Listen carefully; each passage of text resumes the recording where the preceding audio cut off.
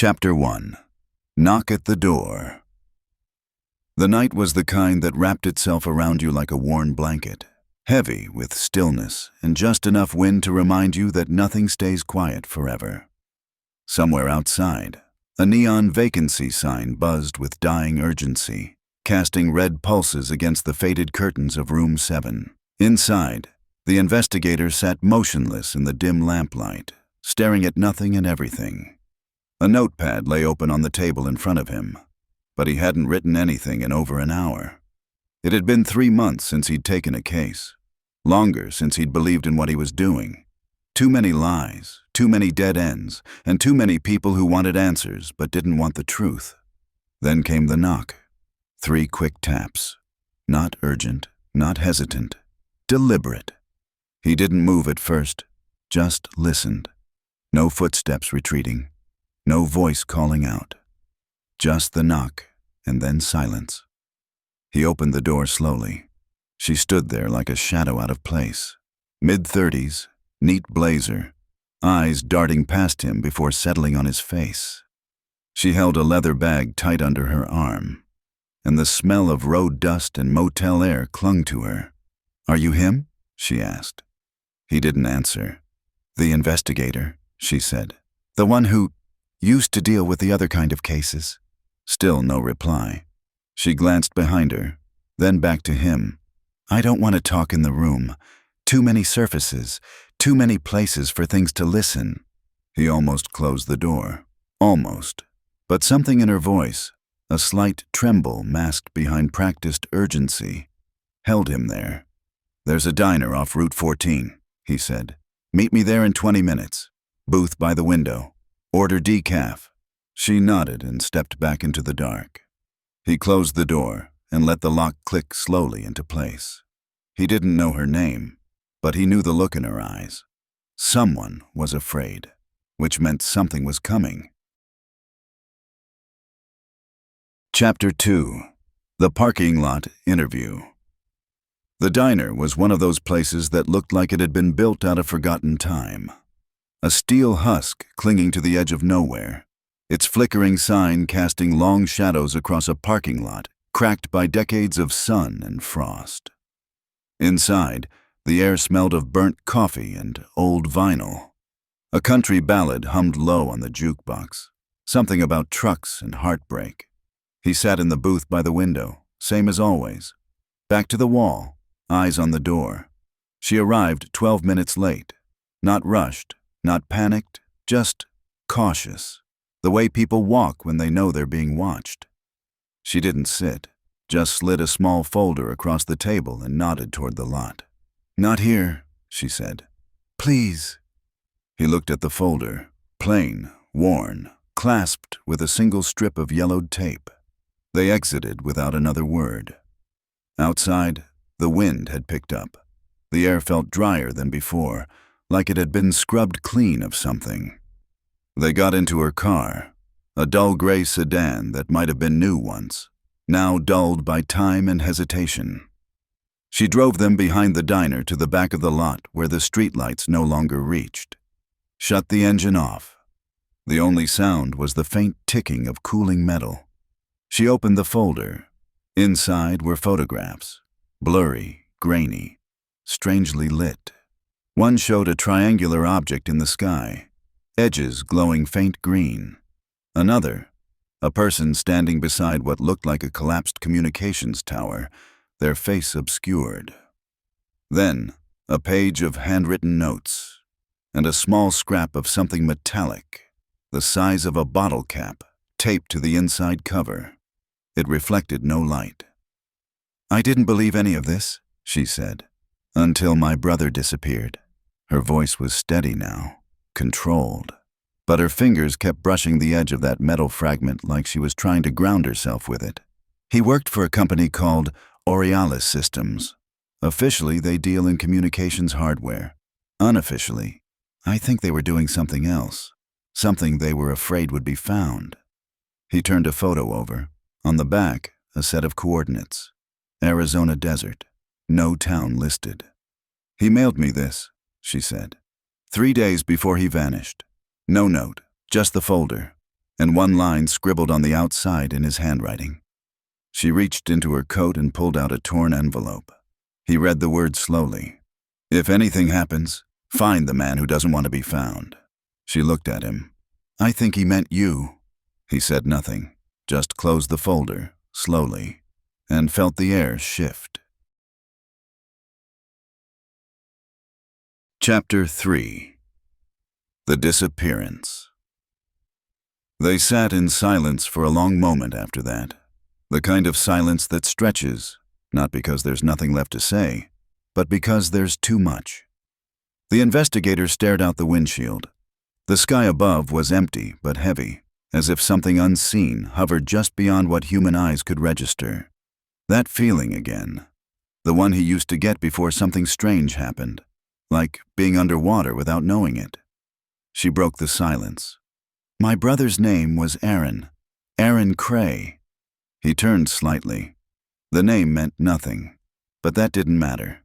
Not yet. "He was a systems engineer," she continued.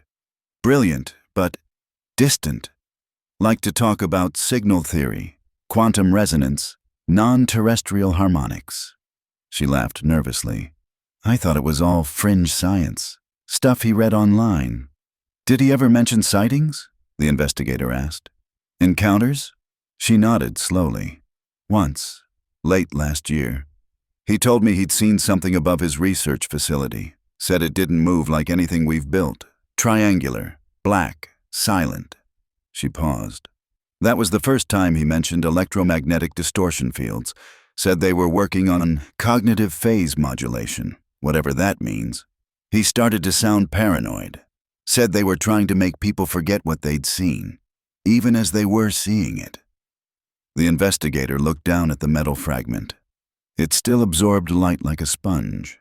It didn't reflect anything, not the dash lights, not the moon. A little dead zone in the physical world. "Then," she said, "he went quiet."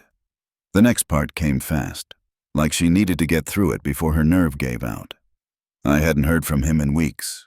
Then the folder arrived. No return address. 2 days later, I filed a missing persons report. The company claimed he'd quit, just walked out, no trace. I checked his apartment, cleared out, like he'd never lived there." She exhaled and shook her head. "But here's the part that gets to me. His bank account, frozen, not empty, just locked. No record of who did it. And 3 days ago, before I came here, I saw someone parked across from my building, same van, twice." She turned to him, voice low. "I know this sounds crazy, but I think whatever he was working on, it wasn't just military. It wasn't even just tech." She hesitated, then added, "I've been hearing sounds in my sleep. Long, low tones, like whale songs under the floor. And sometimes I wake up standing by the window, like something's waiting."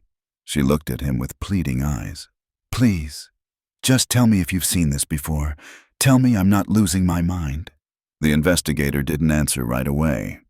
He just stared at the fragment again, and remembered a name he hadn't thought about in years. Black Static. It had started appearing in old reports around 2006.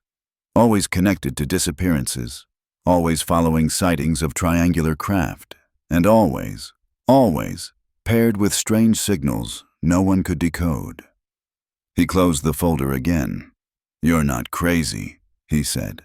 Then, after a long pause, "But you might wish you were." Chapter 4. The Stranger's Motive. The car windows had fogged slightly from the heat of breath and silence. Outside, the night stretched on, empty, except for the occasional gust of prairie wind whispering through the dry lot behind the diner. To Trevor Lennox, it felt like the kind of moment that only ever happened to him, somewhere between coincidence and inevitability. He leaned back slightly, adjusting his coat. The years had worn into him. 50 wasn't old, but it was old enough to know that mysteries had a price, and answers were often worse than the questions. She sat across from him, staring straight ahead. "You haven't asked my name." "I figured you'd lie if I did." he said quietly. That got a faint smile.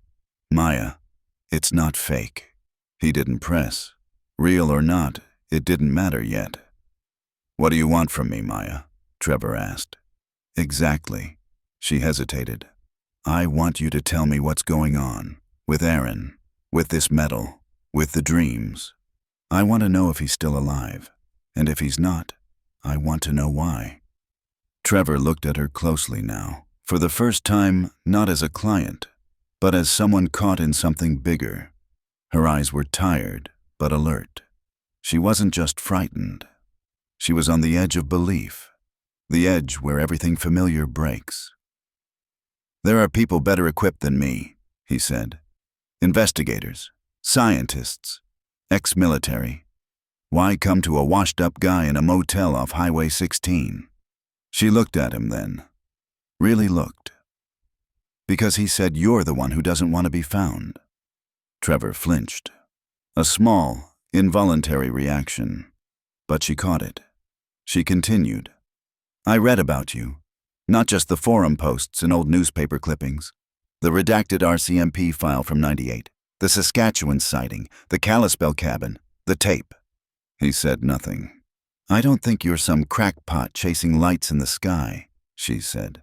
I think you stopped because you found something you weren't supposed to, and you've been trying to forget it ever since. The words hung between them, weighty and unflinching. Finally, Trevor spoke. People like me don't get to forget. We just go quiet. Maya reached into the folder again and pulled out a torn notebook page, one not in Aaron's handwriting. Trevor recognized the script immediately, not because he could read it, but because he'd seen it before. Loops and angular glyphs. A written language that looked like it had been carved into the nervous system of whoever had penned it. Maya didn't look away as she held it out. Do you know what this is? Trevor took it slowly, almost reverently. No, he said, but I've seen it. Where? In 2003. A man in Clearwater Lake mailed a journal filled with symbols just like this to 3 people before he burned his house down. Said he was hearing voices from under the water. One of those journals ended up in the hands of a signal researcher out of Alberta. He vanished too. She leaned forward, voice low. Trevor, what is this? He looked back down at the symbols, fingers tracing the page like it might vanish. I don't know, he said. But whatever it is, it's not just your brother's problem anymore. Chapter 5. Motel Room Analysis. Back in room 7, the light from the bedside lamp flickered, subtle, like a pulse, half a breath off from the heartbeat. Trevor Lennox sat at the small table, the folder spread open before him, the metal fragment beside a chipped ceramic ashtray. Rain tapped faintly against the window now, unexpected and out of season. He'd asked Maya for a few hours. No promises. Just time to think.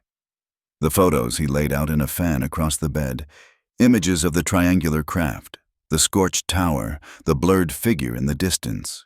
Each one seemed pulled from the kind of files people whispered about but never shared. Too clean to be hoaxes. Too strange to be official. There was a rhythm to them, a sequence almost. Trevor took the notebook page, the one with the alien script, and placed it beside a printed map of the Southwest. The coordinates Maya mentioned were scribbled on one of the pages. 34.8721 Digian N, 113.22634 Digian W. Arizona. Middle of nowhere. Dry lakebed country. But that wasn't the only thing that got his attention. Beneath the coordinates was a set of cross-hatched lines drawn in pencil, roughly triangular, a pattern he'd seen before, years ago. A man in northern Manitoba had carved a nearly identical shape into his cabin floor with the phrase, "They come between the tones." Trevor reached for his field recorder, an old Tascom unit, dented and worn, and played back a segment of the strange audio Maya had sent him. The low warble of overlapping tones filled the room, undulating, organic, like something alive but not born of this world. Then it happened again. The lights flickered. Not a mechanical flicker, but one that felt reactive. As if the sound had triggered something in the room itself. Trevor shut it off immediately. The silence that followed was louder than the noise. He turned his attention to the metal fragment. It looked like nothing. Flat, dull, inert. But when he touched it with the tip of a pen, the pen's rubber grip twitched like it had brushed static. Trevor narrowed his eyes. No heat, no electromagnetic readout. Nothing. But it still felt like it was watching. He pulled out a manila envelope marked Clearwater file and compared the glyphs. A chill ran down his spine. A perfect match. Same script, same angles, same unnerving flow between order and chaos. He remembered something an old radio astronomer had told him once. The alien won't speak in words. It'll speak in patterns. And when we see them, we'll think we're going mad. Trevor stood slowly, moved to the small motel window, and pulled the curtain back an inch. The lot outside was empty. Still, he didn't feel alone. He closed the folder, sat down again, and stared at the table. It looked like any other motel room across the prairies. Beige walls, coffee stain on the carpet. But now it felt different. Not haunted. Not yet. Just watched. Chapter 6. A Visit to the Old Contact. Trevor drove through the dawn. The Trans-Canada stretched ahead like a thought you couldn't finish, winding east through pale fog and yellowing fields. He hadn't slept. Instead, he packed up the folder, the fragment, and a few pieces of gear, and drove south toward a man he hadn't seen in almost a decade. They called him Red, not because of his hair. It had long since gone gray, but because of the burns. Red Winters had once worked deep inside the defense contracts of Cold Lake, Alberta. Radar systems, classified tech, retrieval operations that didn't officially exist. Until one day, he'd come back with blistered skin, scorched nerves, and eyes that never seemed to blink long enough. Red lived outside Medicine Hat now, in a trailer at the edge of a farmer's fallow field, surrounded by rusting equipment and a perimeter of motion sensors he claimed were for the coyotes. Trevor pulled up around noon. The place hadn't changed, still looked like a forgotten Cold War outpost being slowly reclaimed by prairie dust. Red came out before Trevor knocked. He always did. "You still drive that coffin on wheels?" he said by way of greeting. Trevor smirked faintly. "Still afraid of doorbells?" Red squinted against the sun. "What brings the old ghost hunter around?" Trevor held up the metal fragment. Red's face fell, slowly, deliberately. He backed away. "No," Red said, voice low. "No, you're not bringing that here." Trevor didn't move. "I need to know what it is."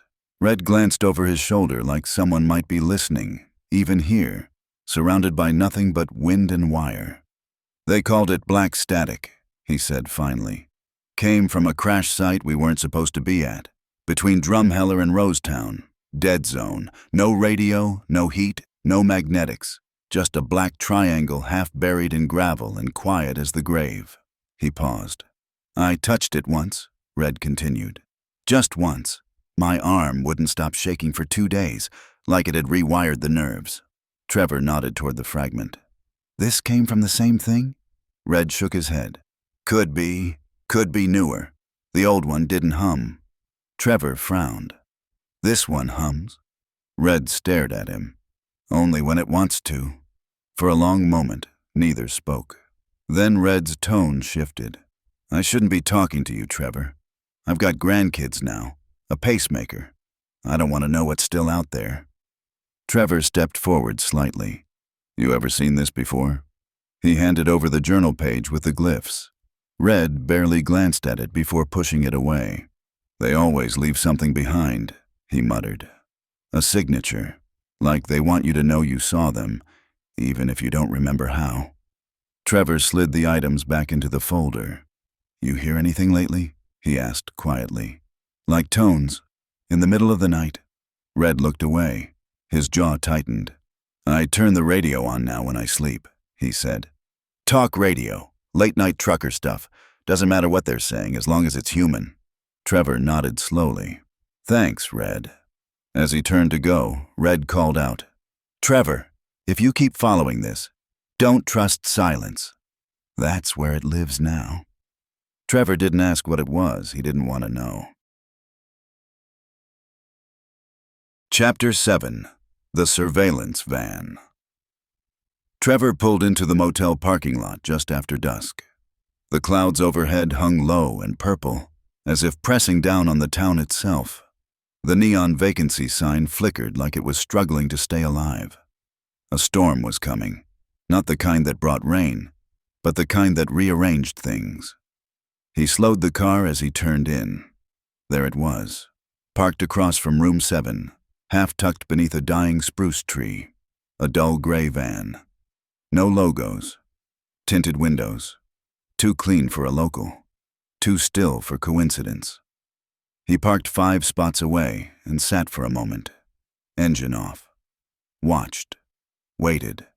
Nothing moved. No silhouettes, no flicker of interior lights. Just the faint hum of idling power, like the van had a heartbeat of its own. Trevor exited the car and walked slowly past it, pretending to fumble with his keys. As he passed the rear bumper, he caught a detail. No plates. Not even a temporary. Just a blank frame where identity should have been. He rounded the corner casually and ducked into the stairwell behind the motel's laundry shed. Waited 2 minutes, then circled around from the opposite side of the lot. The van remained motionless. Still no signs of life. He made his way to room 7, slipped the key in, and entered. The smell hit him first. Not unfamiliar, but wrong. Bleach, dust, the faintest trace of cigarette smoke. Trevor stood still in the doorway.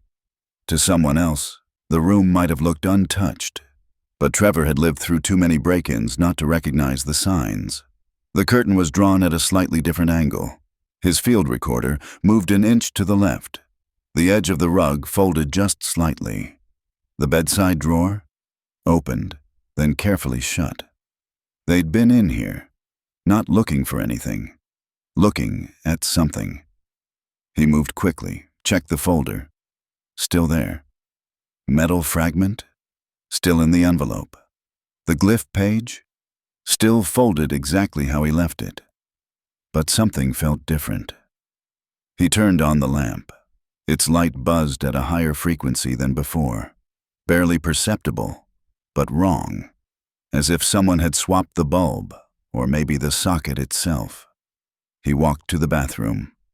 Behind the mirror, nothing. Then, back at the desk, he noticed it. A tiny black dot near the smoke alarm.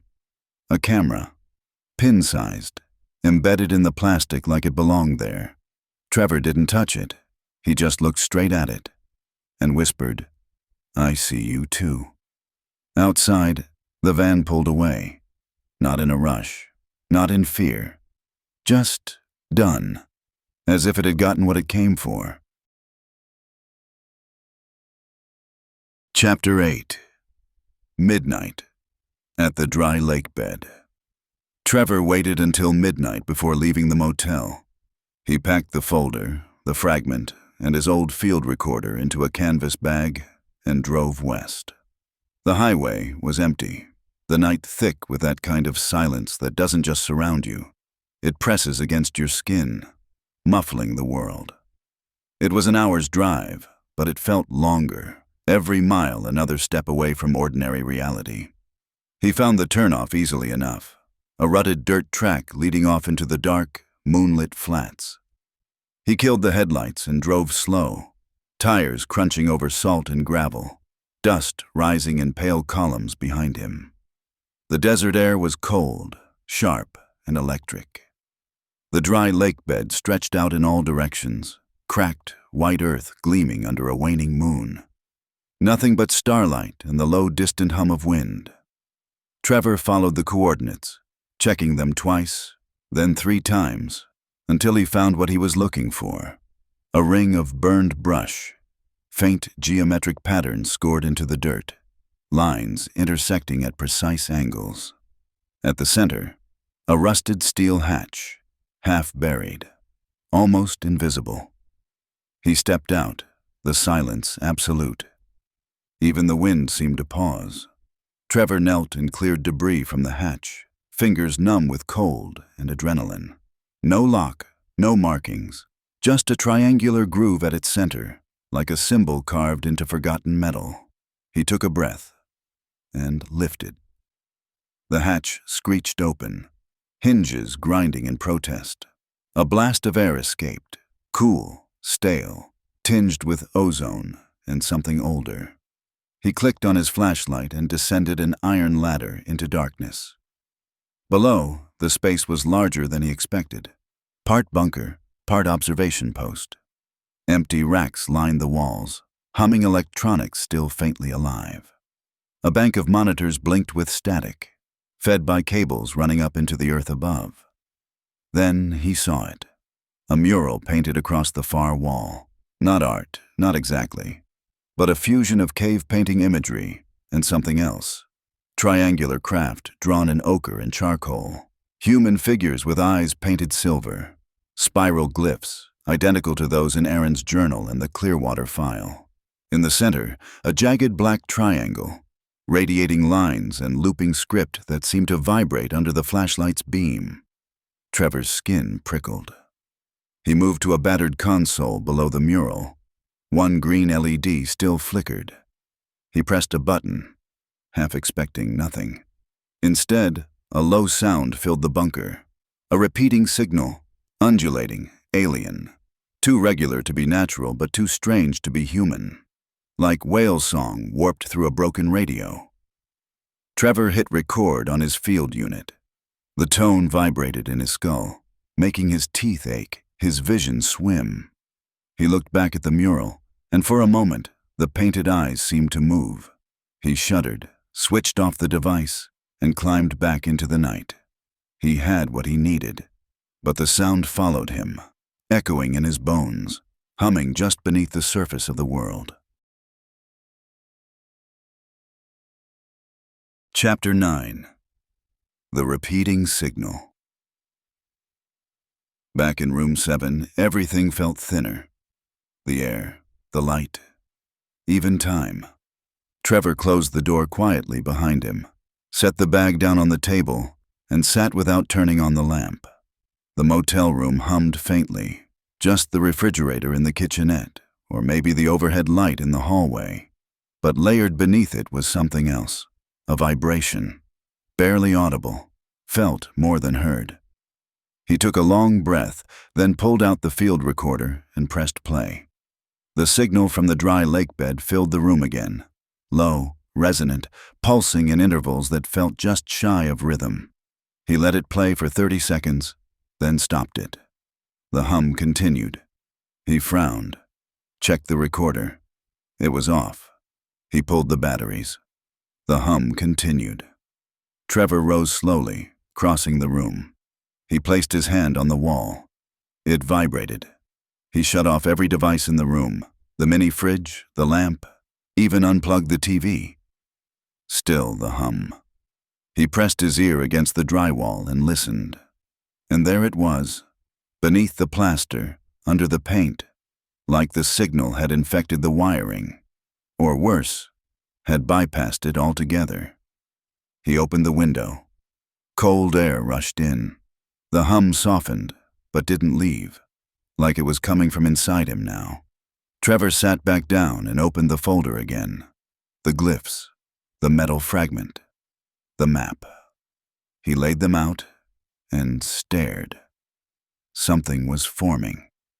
Not a picture, not a meaning, a presence. The symbols seemed to rearrange themselves, shifting gently with the draft, as if aligning towards something just out of reach. The field recorder clicked on, all by itself. Trevor lunged forward, shut it off, yanked the plug again, but the sound kept playing, low, pulsing, endless. Then, without warning, the motel's old CRT television turned on. White snow filled the screen. But it wasn't just static. Within the flicker images, faint and blurred.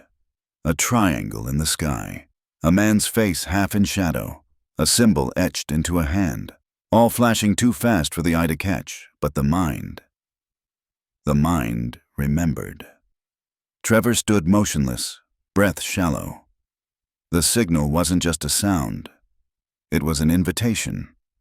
Or maybe a key. Chapter 10. She's Gone. Morning came gray and uncertain. Trevor hadn't slept. He sat at the edge of the bed, boots still on, eyes bloodshot, the signal still echoing faintly in the corners of the room, though no device played it now. It was just there, like a tinnitus of the soul. He made 2 decisions before the sun was fully up. 1, he had to speak with Maya again. 2, he was already too late. Her number rang once, then again, then cut to silence. Not voicemail, just dead air. Trevor tried again. Blocked, unblocked, burner phone. Same result. He checked the email she'd used to contact him. It bounced back instantly. Account does not exist.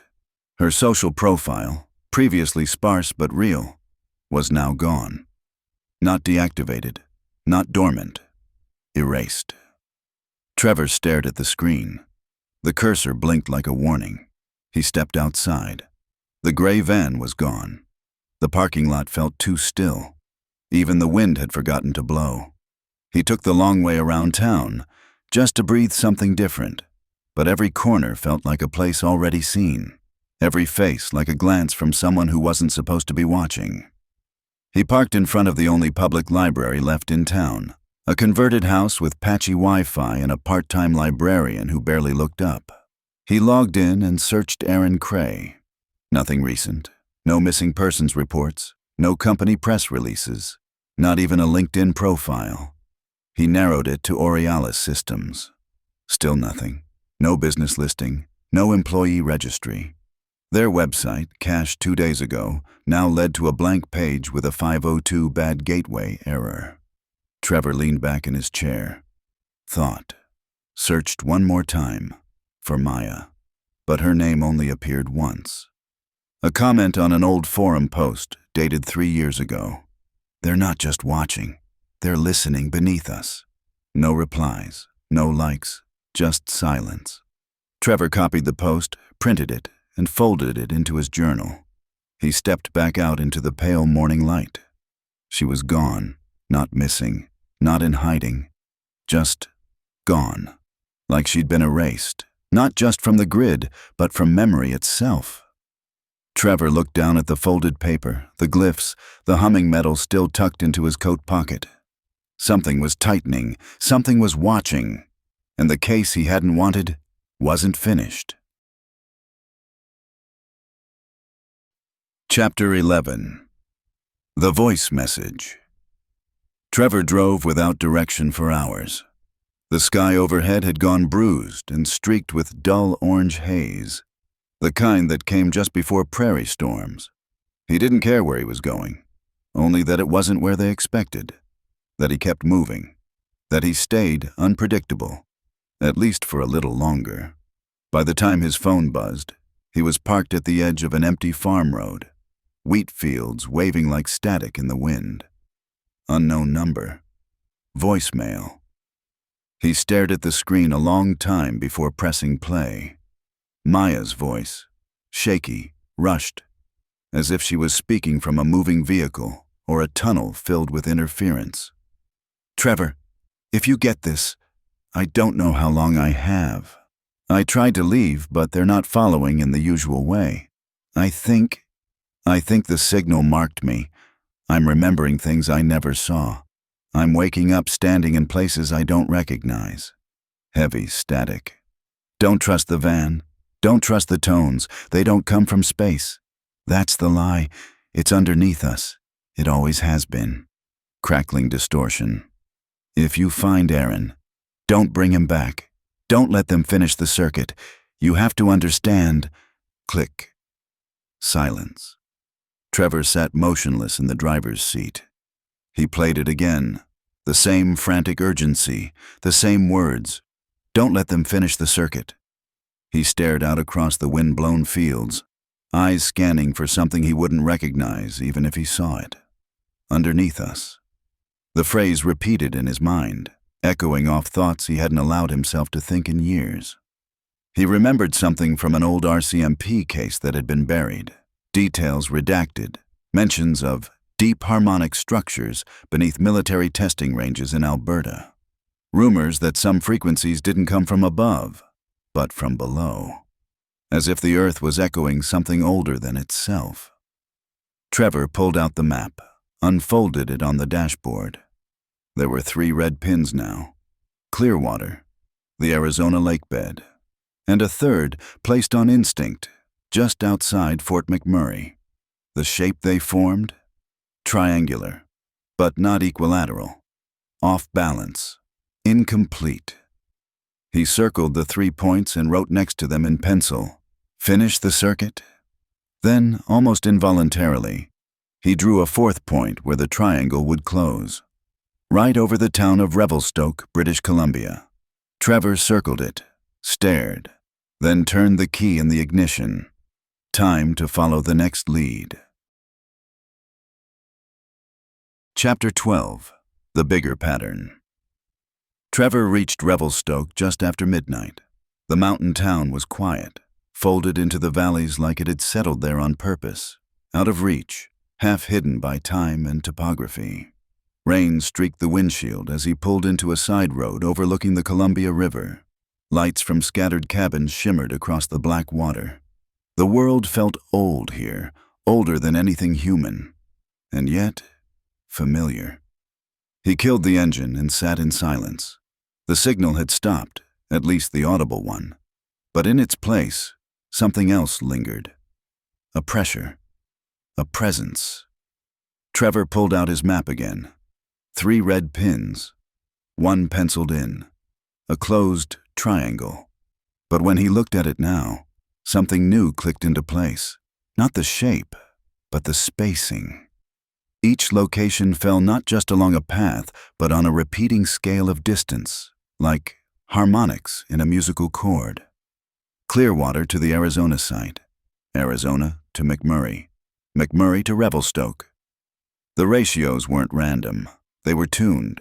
A pattern emerged, one he'd seen hints of in classified documents, scrawled in margin notes, whispered at conferences long shut down.